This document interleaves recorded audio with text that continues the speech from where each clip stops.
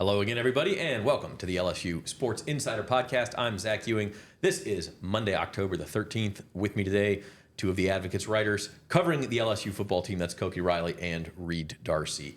And today's show is brought to you by Jerry Lane Cadillac. Command the road in a Cadillac where luxury, power, and presence come together. Experience it today at Jerry Lane Cadillac. And on today's show, we are going to talk, kind of dissect more of LSU versus South Carolina, and specifically the offense, guys. And I know it seems like we talk about this every week. It is a big talking point. It's been frustrating for LSU, I think, for their players, for their coaches, certainly for the fans to sort of, yeah, you're 5-1, but like, why is the offense the part that's holding you back? And I think it was in a way against South Carolina, but I think there's also reasons to it looked different, and there's reasons to think that maybe this is a turning point. I think after you've looked at it and thought about it for a couple days, I think it probably looks a little better than it felt, right in the aftermath of the game on Saturday. But I just think that there are just some things that just keep holding it back, like the mistakes, the bad Garrett Nussmeier decisions, the turnovers. It's just they are showing a little bit of progress, but they still haven't put it all together. And now we're officially to the halfway point of the season, and we're still waiting, Koki, for them to put it all together on offense. Yeah, absolutely. I mean, they ran the ball a lot more efficiently in this game. Trey'Dez Green had the best game of his career, and Garrett Nussmeier looked a lot healthier. If you told me all those three things were about to happen, I would have said LSU wins this game by 20 points at least. But they only won by 10, and I think a lot of that has to do with just the maddening mistakes and just the inability to reach the ceiling of the talent that you have on the roster, which has been kind of a theme under the Brian Kelly era for the last 4 seasons. And I think you really sort of felt that in this game, despite the fact that, they got some things right at the same time. Yeah, absolutely. And I think the context here is that you don't have to be super high level on offense because the defense is that good. You just have to be kind of competent and efficient on offense. You can't put the defense in too many bad positions, score enough points to where a good defensive performance wins you the game. So that's the context here. We're not asking for LSU to be at 2023 levels of offense, 2019 levels of offense. I think they just need to get a little bit better. And like, we're going to talk about the turnovers because that was really the big sticking point from this one. But I want to start with the running game. You mentioned it, Koki.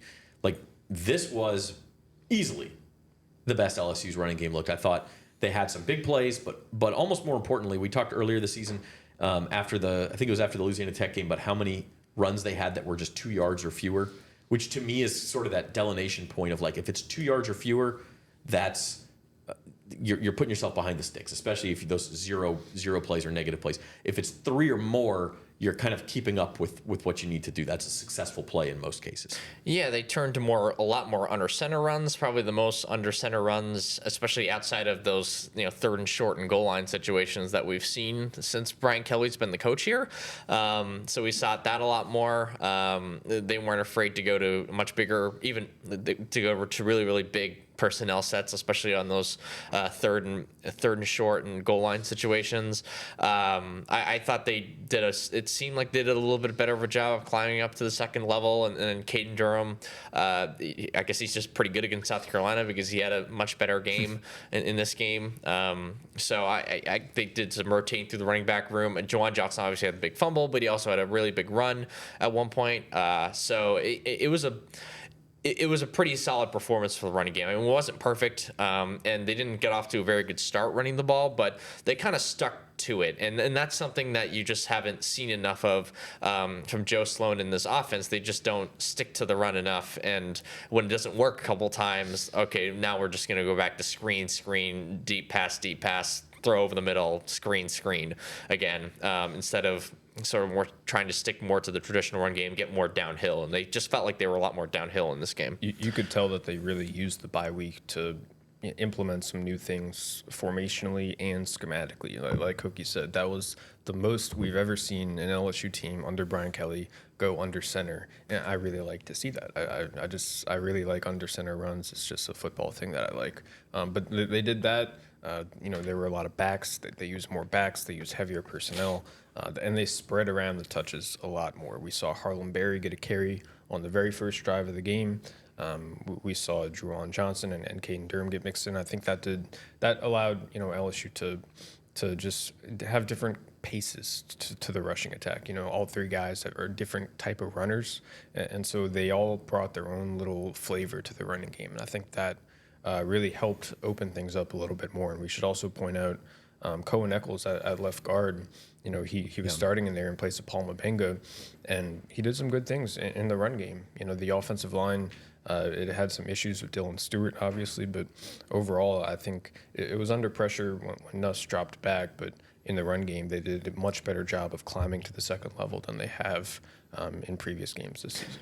Yeah, and I think the reason I feel like I've explained this like a million times why we talk about the under center runs so much and why it's so important.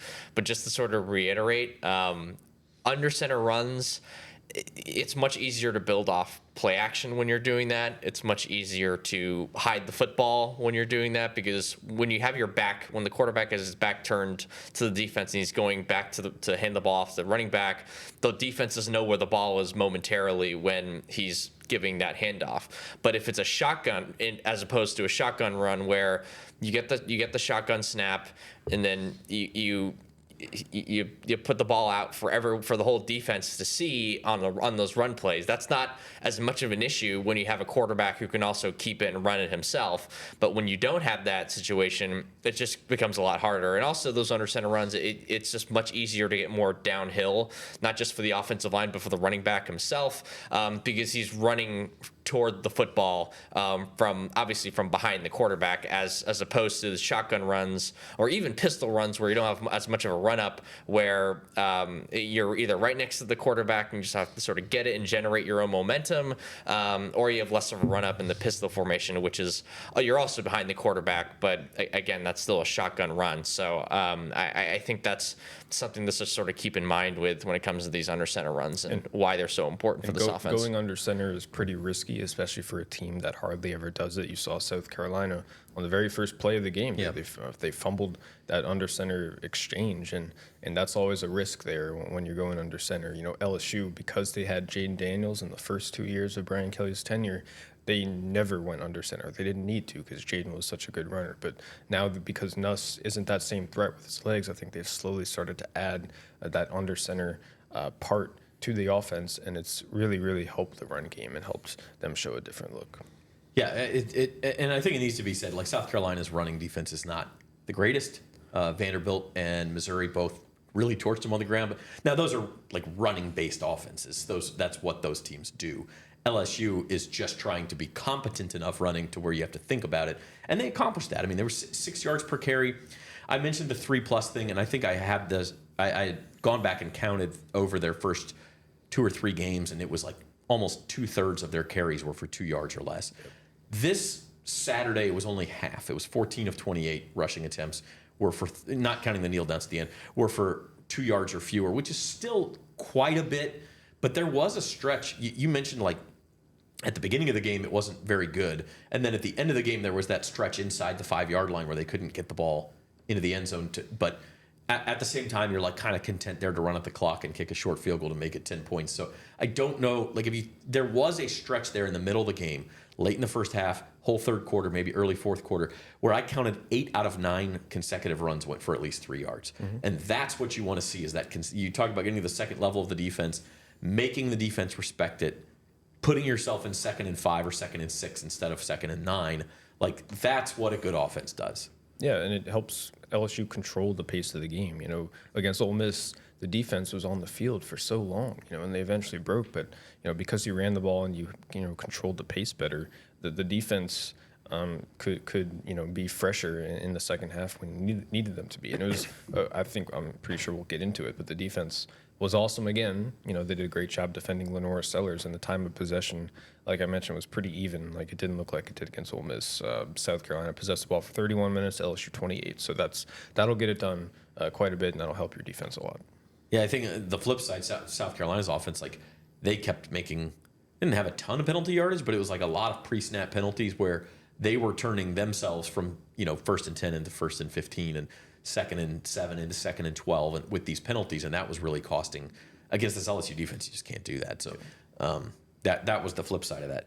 You mentioned him, Koki. I do want to spend a segment here on Trey'Dez Green, and I'm fighting recency bias here because you don't want to be the guy who says, "Oh, what great game! This guy can never be stopped." But my question is, after watching this guy healthy for the first time since the Clemson game, I don't know how you defend him. I mean, he might be LSU's best skill player just based on the fact that you have no hope of defending the guy if the play is executed correctly. We still need more evidence for it. Like, is he? Oh, I think he can be, and I think you saw why he can be on Saturday, right? 8 catches for 119 yards, I believe. That's right. And his 6'7" size, you saw that on the touchdown grab that he had, where he's just isolated one-on-one with a corner, and there's just no chance of stopping him. It looks like a kid trying to defend his dad, and the dad is like, "Oh, just throw this one high where he's got no chance." Yeah. And he said he's not even 100% yet. He after the game, he said his knee is 80%.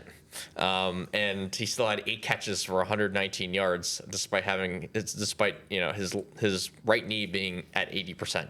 So that's just something to sort of keep in mind of how athletic this guy is and how much of a mismatch he is out in coverage. And he's too big. He's too tall for linebackers, even if they're probably stronger than him. He's way too tall for corners and safeties, and he's probably stronger than those guys. I don't really know what you put on this guy defensively, and he can move. Like, he deked out, I think it was a South Carolina safety on one of the catches in the red zone, and I don't know, like, the guy is just a matchup nightmare, and it really gives them kind of a vertical threat too, because I think like 4 of his catches were for more than 11 yards. So it was a very, very impressive performance, especially when you didn't have Aaron Anderson available for this game. I think he's LSU's best skill player. I think you look at him and he's an NFL player. NFL teams are going to want to get him on their roster and figure out ways to use him to exploit mismatches. You know who could use him? Sorry to interrupt. The New Orleans Saints could. They sure could. Right now. They absolutely could. Next week they could use Trey'Dez Green. Juwan Johnson, has a fumble or a drop every game, it seems like. But I don't want to get on that tangent. It just seems like, at LSU, he can be the solution to LSU's red zone problems. LSU's not good enough in the red zone last season. Hasn't been good enough through the first half of this season, and Trey'Dez Green can be your solution to that. I think on his touchdown catch, LSU had a really nice play. It was really well drawn up. And give credit to Joe Sloan because we haven't been giving him a ton of credit this season for obvious reasons. But what LSU did was they started out in heavy personnel. They lined up in that. I think 3 tight ends were on the field maybe, and then they motioned out. They split Trey'Dez Green out wide and they went empty. And what that does is, it doesn't allow South Carolina to double team Trey'Dez Green because they have to react accordingly and they don't have time to send an extra defender over there. So you get him isolated against a smaller corner and all you got to do is throw it up and he's probably going to make a catch, or South Carolina is going to interfere. So it's just like you saw that against Clemson, then it kind of went away from the LSU offense once he got hurt. Now that it's back, and I think that can really help LSU turn its red zone trips into touchdowns, which would be a big boost for the offense. Yeah, LSU has a healthier Green and healthier Nusmeier, and that's what kind of opened up what we saw against South Carolina. And no Aaron Anderson, because, again, Anderson's still been their most consistent receiver for the last year and a half. He seems like he can get open at virtually any time he wants to get open. He has the quickness and the speed to really be an effective weapon in the slot, and they didn't really have that in this game. That Kyle Parker was kind of actually their answer for that in this game. Yep. He's a similar type of player, not quite as explosive. But yeah, I know it's Green. He's their best athlete in the receiving core. I don't think that's even close. And he's maybe the best athlete on the team, either him or Harold Perkins. But I still need to see more evidence to say that he's their best receiver. But he definitely has the potential to be. Yeah, it's almost like Joe Sloan gets him back healthy, and everything's been so difficult for LSU on offense. It's like, oh, wait, our easy button is back. Why don't we just press that a few times in this game? Don't overthink it. Yeah. Don't overthink it. Sometimes football can be really simple, and that's one of the simple things you can do to help your offense score points. 100%. Koki, with the professional transition over there, talking about Aaron Anderson missing the game because it is time for our injury report. That is brought to you by the Baton Rouge Clinic, your trusted healthcare provider in the heart of Baton Rouge. Whether you're in need of primary care, specialist services, or urgent care, the Baton Rouge Clinic has you covered with a team of dedicated and experienced professionals. Visit BatonRougeClinic.com to learn more or to schedule your appointment today. The Baton Rouge Clinic, caring for generations. So Aaron Anderson misses, it's like various injuries. I don't know which one in particular is Probably what's keeping the him knee. out. He's got like a toe and a knee and a shoulder, I think. Yeah. Elbow. Sorry, yeah. But yeah, the knee seems like it's the most serious. He dressed out for the game. It's kind of weird. He put on Instagram earlier in the day he wasn't going to play. He dressed out for warm-ups and then did change into street clothes before kickoff. So he seems close, I guess, if he's participating in warm-ups. Like, it seems like maybe LSU gets him back. And other than that, it's pretty good news. Like, Mabenga missed, as you guys mentioned, but Nuss looks healthier, and obviously Green looks healthier. Yeah, absolutely. Still think this offense at its best has Aaron Anderson in the fold. And, there was no Mabenga, but they have a pretty good secondary option in Cohen Eccles, who Reed mentioned played pretty well in this game. And they're also pretty healthy on defense, even though Bernard Gooden left the game early and Jamari Butler left the game early. We'll get updates on them from Brian Kelly today. Just something to keep in mind with the defensive line. They turned to Dylan Carpenter a lot more this week. They already have a lot of depth at defensive tackle, so it's not the end of the world that they lose one guy. But, I mean, Bernard Gooden kind of gives them something that they don't really have on the defensive line with his ability to get upfield and his quickness on the interior. So, he's going to be important to have back for this Vanderbilt game if they want to sort of stop this triple option with a good passing game attack. Mm-hmm.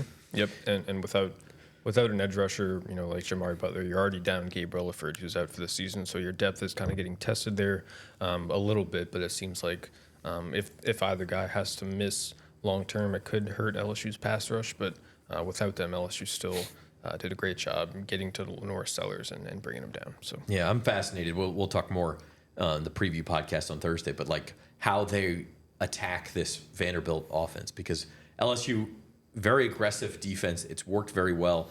When South Carolina had success Saturday, it was almost like they were using LSU's aggressiveness against it. Oh, hey, you're going to run here. Well, we're going to throw it right over the top of your head.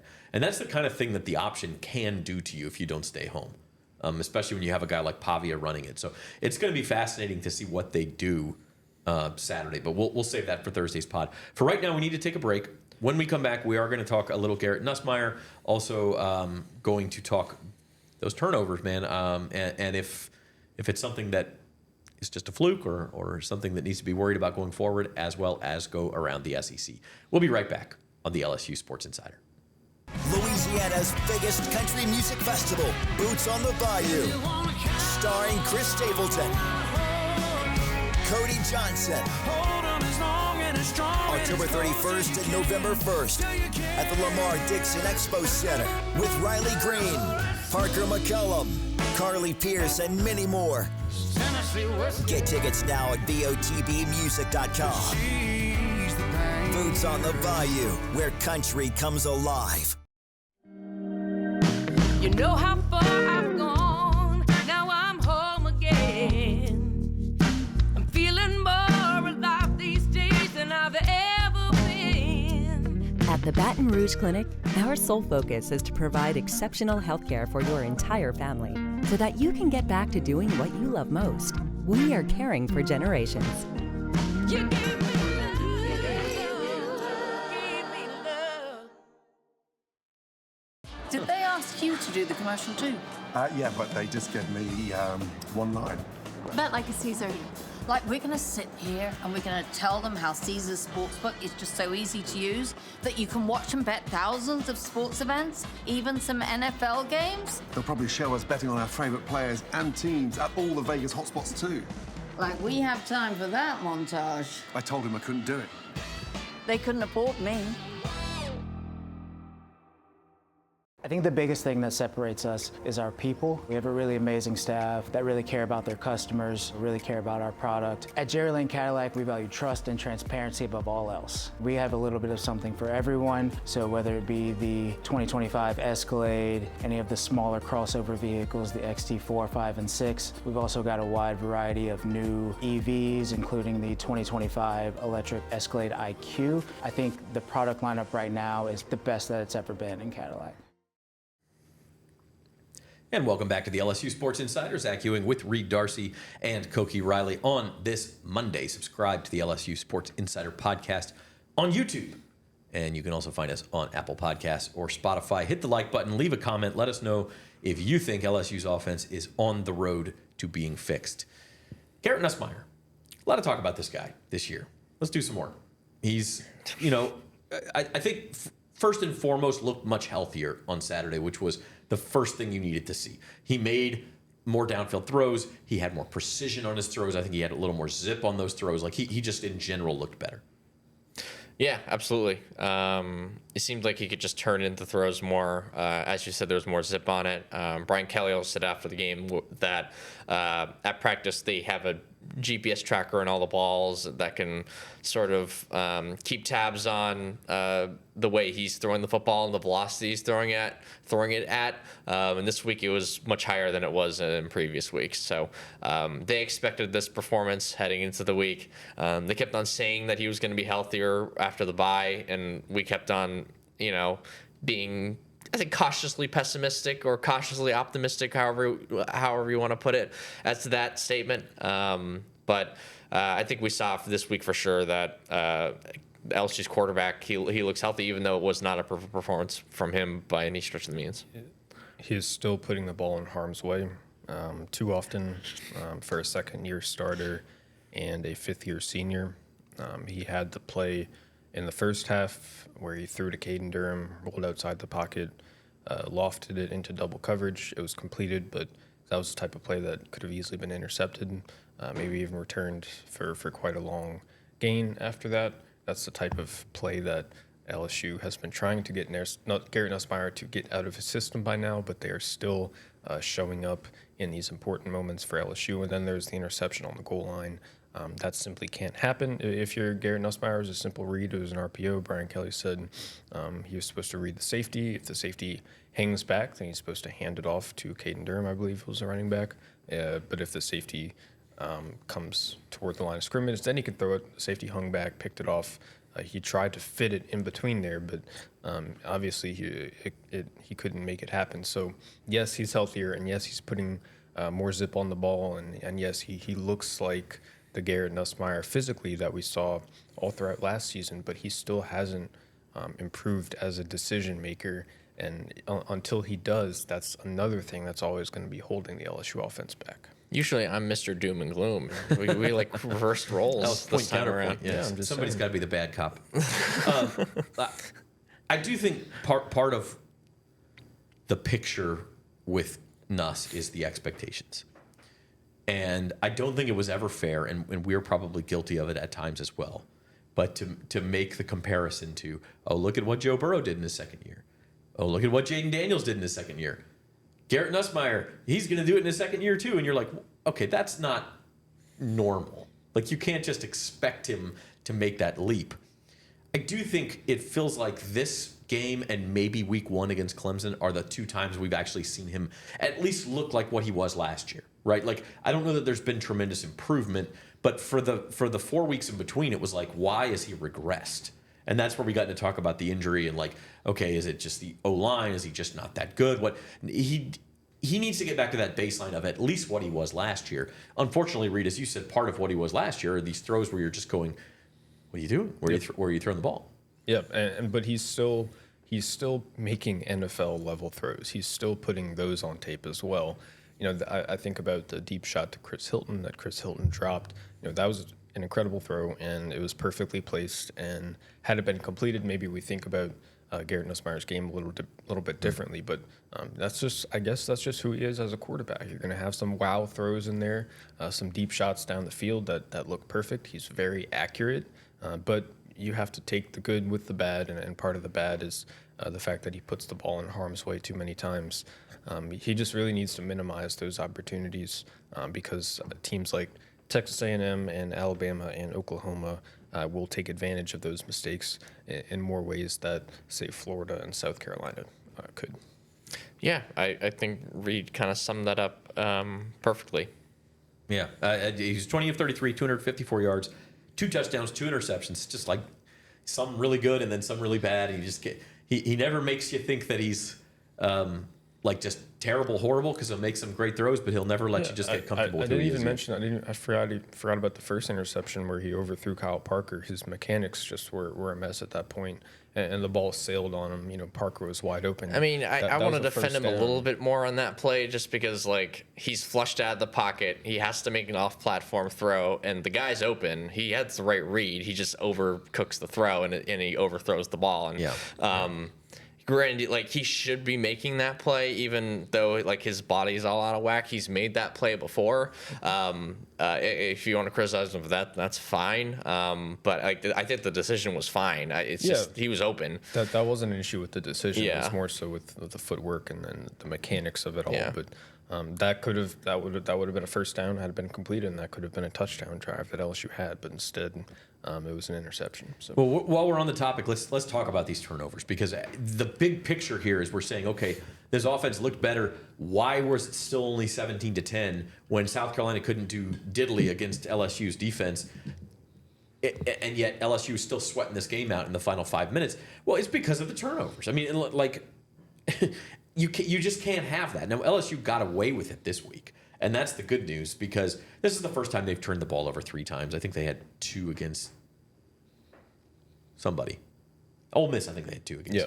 But, you know, other than that, they haven't had more than 1 in a game. So it's not like it's been a huge problem. So, guys, my question is this more of just a fluke? Oh, Juwan Johnson loses the ball just before he reaches it across the goal line. You know, Nusmeier, again, as you guys were saying, makes the right read, but sails the pass a little bit into the wrong area. And then I just don't think he saw the linebacker on that play on the goal line where he gets picked off. And that sort of thing happens. Generally, it does not happen twice inside the 5-yard line. That part's a little unlucky. I mean, it is kind of unlucky, right? Like, on its face. But then when you look at just, again, the history of these Brian Kelly teams out here at LSU, where it feels like you fix one problem and then something else pops up.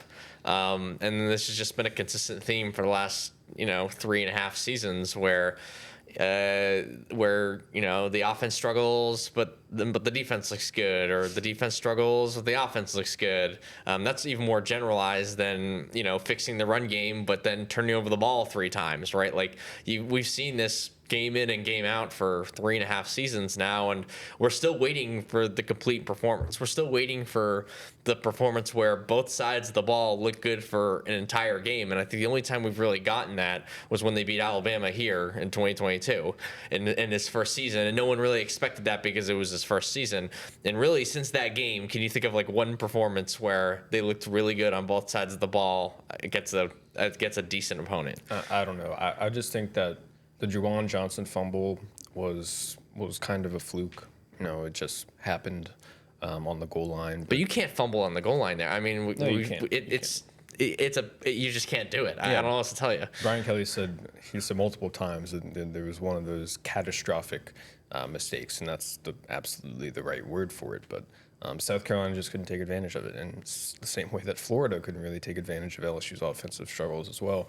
I think those, the plays like Juwan Johnson's fumble are less likely to repeat in the future than Nussmeier's interceptions, because we're a season and a half in and he's still throwing these interceptions. So I think that's just part of who he is as a quarterback now, and part of what the offense is going to be moving forward. Yeah, that play in particular, I agree. And then you look at the situation they have at right tackle that we really haven't touched on at all, where Dylan Stewart just is absolutely roasting poor Weston Davis on the right side. And he's not really taking advantage of the chip help that he has. He's consistently getting beat off the line of scrimmage. And maybe they're not playing. You could argue that maybe they're not playing the right guy at that spot right now. We're looking at, yes, they were good in the run game this week, but does that mean they're going to be good in the run game next week, or good in the run game against a pretty good a better Texas A&M defense the week after that? So is just where like the consistency, where's the consistency? I mean, this is more of a bigger picture question, but where's the consistency? Where's the the ability to actually play a full game and to look good for a full game? Like I haven't. Like, where is it? And I'm glad you mentioned that, because if I'm going to criticize Nuss for the turnovers, for the interceptions, then I should also point out that he was under a lot of pressure against South Carolina, especially on the right side, but none of those pressures turned into sacks, and that's a Garrett Nussmeier stat. Yes, South Carolina, no sacks. He was under duress all time. Basically the entire game, especially with Dylan Stewart coming off the right side. LSU tried to chip, didn't really work, but the fact that those pressures didn't turn into sacks speaks to Nuss doing a good job managing the game, getting the ball out quickly, and of getting outside the pocket when he needed His to. feel in the pocket is excellent, and it's one of the reasons. It's one of the very underrated reasons why I think almost no matter what happens this year, he'll be picked in the top 3 rounds, because like he has a pretty good arm, he's a good feel in the pocket, and he's very accurate. And like it's hard to find too many prospects who can do all 3 of those things at a high level. And an NFL coach is going to be like, I can fix him. Yes, that's always the attitude. And contrast that with Lenora Sellers, who we all know is like the most athletic quarterback maybe in the country. He got sacked 5 times. He was put on the ground 3 times. Yeah. The other 2 were intentional He was grounding, pressured even which more, are counted like, as sacks. almost way more. I'd say He was running for his life, and that's a credit to the LSU defense again. Yeah. But there were times when Sellers is like panicking and doing the turn this way and turn that way. Which a quarterback just. There's very few of them who can get away with that. Now LSU may be playing one Saturday in Pavia, but very few quarterbacks can get away with that sort of thing and still make it happen. And Sellers couldn't do it. Nussmeier didn't panic like that, as you guys said, and avoided sacks and got it done. So we'll see if the offense continues to improve. But that's pretty much what we have to say on that today. We're going to end the show by going around the SEC. Speaking of goal line fumbles, we'll talk Georgia-Auburn. And we'll go around the SEC. It's brought to you by the Boots on the Bayou Music Festival. Attention, Fighting Tigers and country music fans, mark your calendars for October 31st and November 1st when Boots on the Bayou takes over the Lamar Dixon Expo Center. 2-day festival has superstar headliners Cody Johnson on Friday, Chris Stapleton on Saturday, plus Parker McCollum, Riley Green, Carly Pierce, and more. And for the ultimate weekend, you can upgrade to the VIP Platinum experience. Front row access, early entry, unlimited complimentary bites and sips from Louisiana's top vendors, climate-controlled restrooms, and a private lounge. Tickets are limited. Secure yours today at botbmusic.com. All right, Auburn, Georgia was during the LSU-South Carolina game. None of us got to watch it live. I don't know how many highlights or replays you guys were able to go in and see, but it's just like Georgia just kind of owns Auburn, and it doesn't seem to matter what happens early in the game. Georgia's going to find a way. I don't think that was a touchdown. I think he actually did fumble at the goal line. Oh, it's close. The situation, by the way, Auburn's up 10-0. There's like 2 minutes left in the first half, and they're fixing to go in for a touchdown to make it 17-0. And instead, it's fumbled. It was actually returned by Georgia. They didn't allow them to have the return. But Georgia did go down. They get a touchdown before half and make it 10-7, or was it just a field goal? They scored just a before field half, goal. yeah. But then come back and Georgia kind of dominates the second half. But obviously, different game if it gets to 17-0. Yeah, and that wasn't the only kind of weird officiating decision in that game. There was a time where Kirby Smart called a timeout, and then the officials took away that timeout, or they let him keep the timeout. It was a little bizarre. I think he was trying to say that. He was saying he was clapping, but I think he was trying to say that the Auburn defense was clapping, doing the disconcerting signals thing. When we've seen teams get penalized before. I don't know. It was a weird game. I didn't get a great look at the fumble on the goal line. It obviously swung the game in a big way, but I just think that we replay these things and everyone says indisputable evidence. Was the evidence that indisputable? It feels like whatever the call was on the field, which it was a fumble, right? Yeah. Fumble called on the field. It feels like that's probably what they should have stuck with because the video evidence. Yeah, it wasn't indisputable. Especially in those situations where you just have bodies piling up and you can't see anything, even with all the camera angles that we have today. Other notable results, Texas A&M really just kind of throttles Florida. They continue to be really impressive. They're coming to Tiger Stadium in 2 weeks.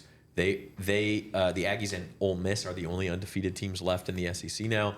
And then Alabama goes up to Missouri. And really, you look at what the Tide has done now 3 straight weeks, winning at Georgia, beating Vanderbilt at home, and then going and handing Missouri its first loss last week. Close game, 27-24. Missouri throws an interception at the end with a chance to get into field goal range. But this is like Alabama, man. That Florida State loss seems like a long time ago. Yeah, absolutely. For Florida State, too. Yeah, true. Yeah, for Florida State as well, because they lost again this week. But yeah, for Alabama, Ty Simpson, they got a quarterback, and he's much more. He's much more equipped to take advantage of that system. He's a very good processor. He's accurate. He makes some unbelievable throws. Yeah, exactly. Game, right? And he can move a little bit too, so he's not a statue back there. It seems like the running game's gone a little better the last couple of weeks. So I really like where Alabama's at right now, and they're playing decent. They're playing more than well enough defensively as well. And that was a very close game against Missouri this past week, but there's still not a lot of obvious flaws with this team. Yeah. We're going to touch on Oklahoma, Texas. I guess that was, you're right. That's the other one, is the Red River rivalry with Oklahoma, a chance to kind of really knock Texas out, and they can't do it. Oklahoma, with John Mateer, he didn't look right. He looked like he had thumb surgery. What was it, 2 weeks ago, 3 weeks ago? He didn't quite look right. We don't know if he's going to get better throughout the season. LSU doesn't play Oklahoma for quite some time. That's the last week of the regular season, but I was really impressed with Texas, really impressed with Arch Manning, the way they bounced back. Arch is getting a little bit better each and every week. He's still showing signs of progress, which is a good sign if you're Texas. Now, Texas, has no more margin of error left. They essentially have to run the table, and maybe they can get into the SEC title game if they do that. But it just seems like Oklahoma, the defense, we know what the defense is, but we just got to watch Mateer's health throughout the rest of the season, because I think that can go a long way in terms of us trying to see what we can expect from that game up in Norman the last week of the regular season. Yeah, I worry a little bit about Oklahoma, and you look forward to the last week. Like, they had been rolling, but this loss, they go to South Carolina this week. You'd better win that one, because then their schedule in end of October, November is like Ole Miss, Alabama, Missouri, LSU. I mean, like they play a lot of tough games, and the losses could pile up on them a little bit. So, yeah, all those teams, Texas A&M and Alabama, obviously coming up on LSU's schedule. But first, it's Vanderbilt. We will have a full podcast for you on Thursday on Vandy as LSU makes the trip for that 11 a.m. kickoff in Nashville. Until then, our producer today was Molly Ballinger. He's Koki Riley and Reed Darcy. We are brought to you by Jerry Lane Cadillac. I'm Zach Ewing. Thank you for watching the LSU Sports Insider.